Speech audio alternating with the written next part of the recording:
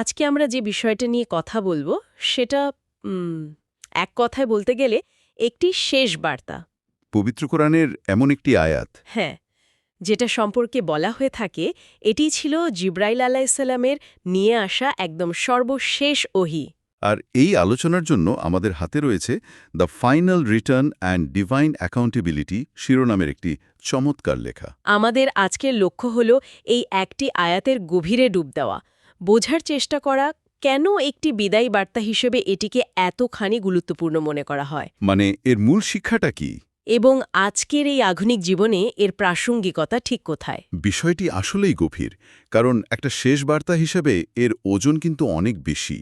এটা শুধু একটা উপদেশ না, না, বিলকুল না। এটা মানব জীবনের চূড়ান্ত বাস্তবতা আর জবাবদিহিতার এক শক্তিশালী অনুস্মারক। যেন পুরো জীবনের একটা ব্যালেন্স শিট। একদম। তাহলে চলুন আর দেরি না করে সেই আয়াতটা শুনেই নেওয়া যাক।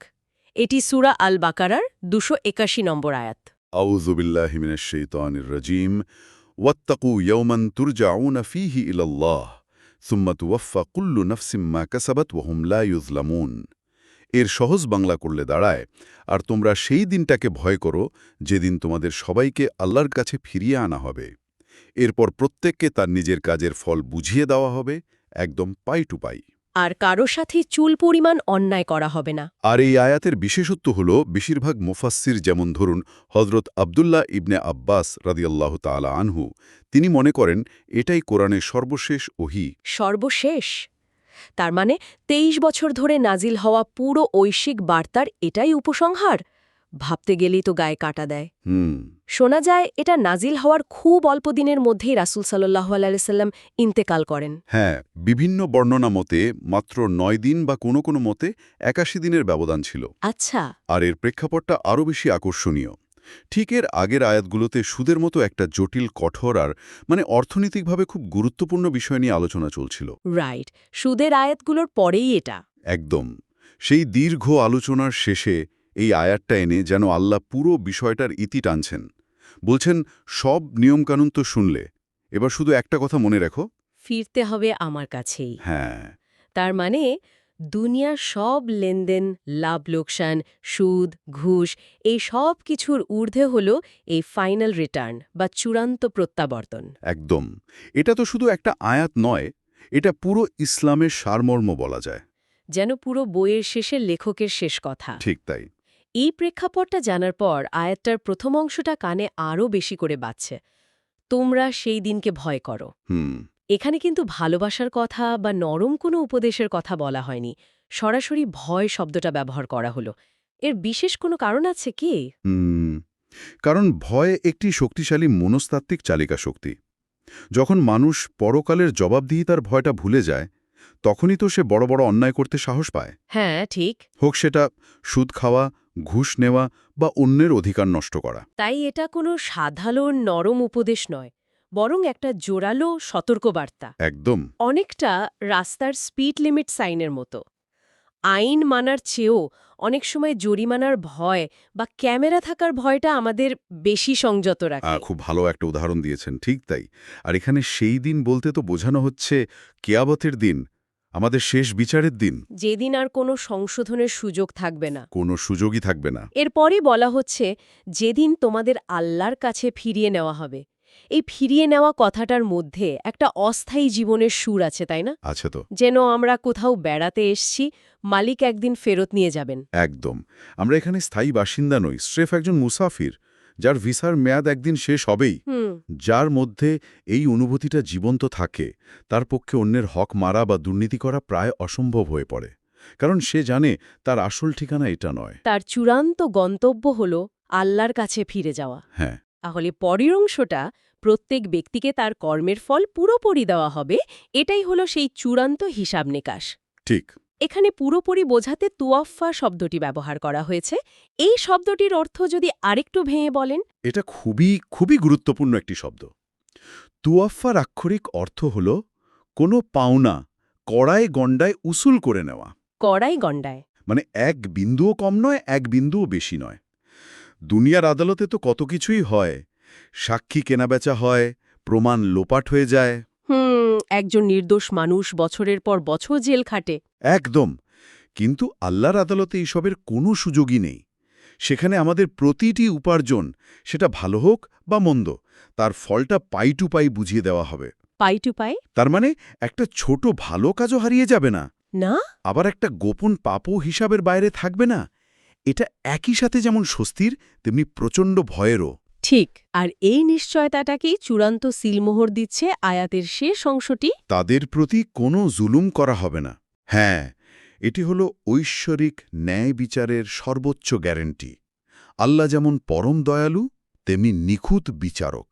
তার মানে কোনো ভালো মানুষ সেদিন আফসোস করবে না যে তার পুরস্কার কম হল, আবার কোনো অপরাধীও অভিযোগ করতে পারবে না যে তাকে তার অপরাধের চেয়ে বেশি শাস্তি দেয়া হয়েছে।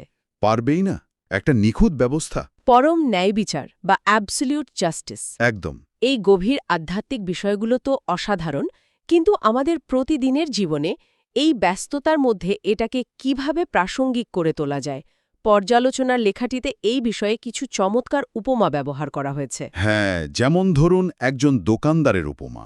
আচ্ছা। একজন সৎ দোকানদার দিন শেষে যেমন তার ক্যাশ বক্স মিলিয়ে দেখেন আজ কত লাভ হলো বা কত লোকসান। আমাদেরও কি উচিত না প্রতিরাতে ঘুমানোর আগে 1 মিনিটের জন্য হলেও নিজের আমলের হিসাবটা মেলানো? মানে একটা ব্যক্তিগত অডিট, প্রতিদিনের ব্যালেন্স শিট তৈরি করা। কিন্তু এটা তো বেশ কঠিন একটা অভ্যাস। কঠিন, কিন্তু অসম্ভব নয়। মানুষ সারা দিনের পর ক্লান্ত থাকে, তখন এত গভীর চিন্তা করা কি সম্ভব? শুরুটা হতে পারে শুধু দুটো সহজ প্রশ্ন দিয়ে। আজকের দিনে সবচেয়ে ভালো কাজ কি করেছি, আর কোন কাজটা না করলেই ভালো হতো। ছোট একটা শুরু। হ্যাঁ, এই ছোট অভ্যাসটাই ধীরে ধীরে আমাদের সেই চূড়ান্ত হিসাবের দিনের জন্য প্রস্তুত করে তোলে। অফিসের অডিটের উদাহরণটাও খুব শক্তিশালী। অডিটের কথা শুনলেই তো আমাদের সবার মধ্যে একটা তাড়াহুড়ো শুরু হয়ে যায়। সব ফাইল, সব কাগজপত্র ঠিকঠাক করার জন্য একটা অস্থিরতা কাজ করে। ঠিক তাই, অথচ জীবনের অডিট? অর্থাৎ মৃত্যুর ফেরেশতা আসার খবর তো কোনো আগাম নোটিশ দিয়ে আসবে না। না। আমরা সেই অডিটের জন্য কতটা প্রস্তুত? আমাদের ফাইলগুলো কি গোছানো আছে? এই আয়াতটা সেই প্রশ্নটাই আমাদের দিকে সরাসরি ছুড়ে দেয়। আর এটা তো শুধু ভয়ের কথাই বলছে না। হতাশ মানুষের জন্য তো এটা একটা বড় সান্ত্বনাও হতে পারে। অবশ্যই। যেমন দুনিয়াতে যদি কেউ আমার অধিকার নষ্ট করে বা প্রাপ্য টাকা না দেয়, তখন এই আয়াতটা মনে করিয়ে দেয়, কোনো চিন্তা নেই, সেই পাওনাদার স্বয়ং আল্লাহ। তিনি নিজে আখেরাতে সেই পাওনা বুঝিয়ে দেওয়ার গ্যারান্টি দিয়েছেন। তার মানে দুনিয়ার আদালতে বিচার না পেলেও সর্বোচ্চ আদালতে কেসটা জমা হয়ে থাকল। একদম, আপনার হক নষ্ট হবে না। এবার যদি একটু আধুনিক দৃষ্টিকোণ থেকে দেখি, যেমন মনোবিজ্ঞানের দিক থেকে, এর কোনো ব্যাখ্যা আছে? আছে। এই যে জবাবদিহিতার ভয়, এটা আমাদের আচরণকে কিভাবে নিয়ন্ত্রণ করে? হ্যাঁ, মনোবিজ্ঞানের ভাষায় একে বলা যেতে পারে দ্য আল্টিমেট অ্যাকাউন্টেবিলিটি বা চূড়ান্ত জবাবদিহিতার ধারণা। আচ্ছা। আসলে মানুষের আচরণ নিয়ন্ত্রণের সবচেয়ে বড় শক্তি হলো এই জবাবদিহিতার অনুভূতি। যেমনটা আপনি একটু আগে বলছিলেন, সিসিটিভি ক্যামেরা থাকলে বা পুলিশ দেখলে অপরাধ প্রবণতা কমে যায়। এই আয়াতটা আমাদের মনে একটা ঐশ্বরিক সিসিটিভি বা ডিভাইন অডিটের ধারণা গেঁথে দেয়। এই বোধ যে কেউ না দেখলেও একজন দেখছেন। আর এই চিন্তাটা যে আমাকে ফিরতে হবে, এটা কি আমাদের মানসিক স্বাস্থ্যেও কোনো ইতিবাচক প্রভাব ফেলে? খুব বড় প্রভাব ফেলে।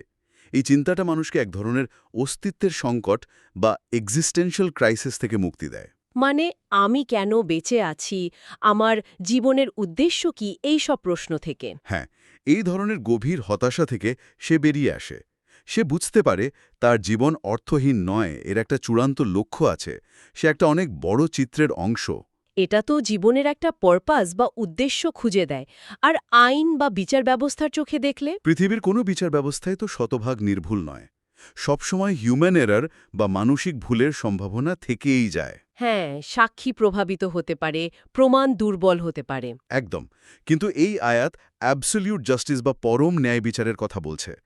এমন এক আদালত যেখানে কোনো তথ্য লুকানো যায় না, কোনো সাক্ষী মিথ্যা বলতে পারে না। আর কোনো আইনজীবী চতুর কথা দিয়ে দোষীকে নির্দোষ প্রমাণ করতে পারে না। পারে না। সেখানে বিচার হবে কর্মের ভিত্তিতে, তর্কের ভিত্তিতে নয়। পুরো আলোচনাটা শোনার পর মনে হচ্ছে এই একটা আয়াতের মধ্যে কতগুলো স্তর রয়েছে। তাহলে আমরা যদি গুছিয়ে বলি, আমাদের মূল শিক্ষণীয় বিষয়গুলো কি কি দাঁড়ালো? আমার মনে হয়, প্রথমত এটা কোনো সাধারণ উপদেশ নয়। এটা আল্লাহর পক্ষ থেকে আমাদের জন্য একটি বিদায় সতর্ক বার্তা। হুম। দ্বিতীয়ত, এই আয়াত আমাদের বারবার মনে করিয়ে দেয় যে দুনিয়ার লাভ লোকসানটা সাময়িক, আসল হিসাব হবে আখেরাতে। তাই দুনিয়ার ছোট কোনো লাভের জন্য আখেরাতের বড় লোকসান করাটা বোকামি। একদম। আর তৃতীয়ত, এটা ন্যায় বিচারের চূড়ান্ত ঘোষণা। কেউ জুলুম করে পার পাবে না। আবার কেউ ভালো কাজ করে ঠকবে না। এই বিশ্বাসটা মনে একটা অদ্ভুত শান্তি দেয়। এবং সবচেয়ে গুরুত্বপূর্ণ শিক্ষা হল, মৃত্যুর জন্য প্রস্তুতি নেওয়াই হল সবচেয়ে বড় বুদ্ধিমত্তা। কারণ পরীক্ষার ঘণ্টা বেজে গেলে যেমন আর খাতা জমা দেওয়া যায় না, আমাদের সময়ও তো সেরকমই সীমিত। ঠিক। অর্থাৎ পুরো জীবন হারাম উপার্জনের পেছনে ছুটে যদি শেষ পর্যন্ত খালি হাতেই ফিরতে হয়, তবে সেই জীবনের তো কোনো লাভ হলো না। এক কথায় বললে, খেলা শেষ, এবার ঘরে ফেরার পালা। হুম। দুনিয়ার মোহ থেকে বেরিয়ে আসতে হবে, কারণ আসল মালিকের কাছে ফিরতেই হবে। তাই দেরি হওয়ার আগে হিসাবের খাতাটা পরিষ্কার রাখা জরুরি। কারণ অডিটের দিন খুব কাছে। একদম। অসাধারণ একটি আয়াত, অথচ তার ভেতরে লুকিয়ে আছে পুরো জীবন পরিচালনার দর্শন। আমাদের প্রতিটি পদক্ষেপ, প্রতিটি সিদ্ধান্ত যে কতটা গুরুত্বপূর্ণ তা নতুন করে উপলব্ধি করলাম। পর্যালোচনার লেখাটি একটি প্রশ্ন দিয়ে শেষ হয়েছিল, যেটা আমার খুব মনে ধরেছে। প্রস্তুত তো? ফিরে যেতে হবে কিন্তু। আর এই প্রশ্নটাই আজকের আলোচনার পর আমাদের সবার জন্য রেখে যেতে চাই। জীবন যদি সেই চূড়ান্ত হিসাবের দিনের জন্য একটা প্রস্তুতিই হয়, তাহলে প্রতিদিনের সকালটাকে যদি সেই হিসাবের খাতার একটা নতুন পাতা হিসেবে দেখি, আমাদের ছোট বড় সিদ্ধান্তগুলো কতটা বদলে যেতে পারে।